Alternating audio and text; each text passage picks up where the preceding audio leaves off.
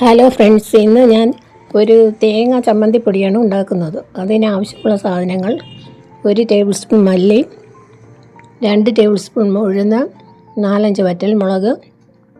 എരിവിനാവശ്യമുള്ള മുളക് എടുക്കാം, ശകലം പുളി, ഇത്രയും എടുക്കുക. ഇനി പാനിൽ ആദ്യം നമുക്ക് മല്ലി, ഉഴുന്ന്, വറ്റൽ മുളക് ഒന്ന് ചെറുതായി വറുക്കുക. കഴുകിയെടുത്തതാണ്. ഈർപ്പം ഒന്ന് പോകുന്ന വരെ വറുത്തെടുക്കുക.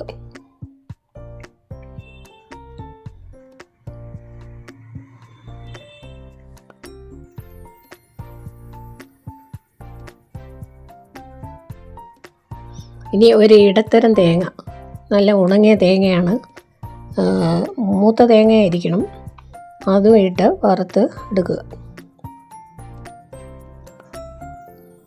പച്ച തേങ്ങ ഉപയോഗിക്കാൻ പാടില്ല. ഇനി ഒരു പിടി കറിവേപ്പില, അതും ഇട്ട് നല്ലപോലെ ഇളക്കുക.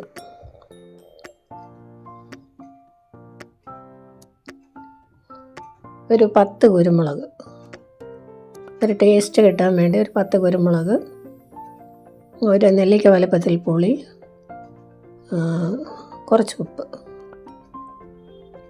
ഉപ്പ് നമ്മുടെ തേങ്ങയുടെ കൂടെ ഇട്ട് വറുക്കണം. ഉപ്പിൽ ഈർപ്പമുള്ളത് കൊണ്ട് അത് തേങ്ങയുടെ കൂടെ വറുത്തെടുക്കുന്നതാണ് നല്ലത്.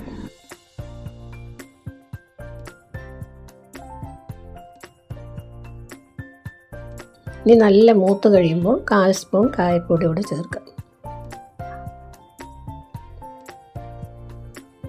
എന്നിട്ട് തീ ഓഫ് ചെയ്ത് തണുക്കാൻ വയ്ക്കുക.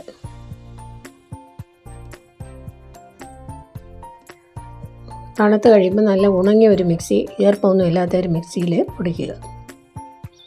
ഇത് ചോറിൻ്റെ കൂടെ, ദോശയുടെ കൂടെ, ഇഡ്ഡലിയുടെ കൂടെ, കഞ്ഞിയുടെ കൂടെ ഒക്കെ കഴിക്കാൻ നല്ല ഒരു ചമ്മന്തിയാണ്.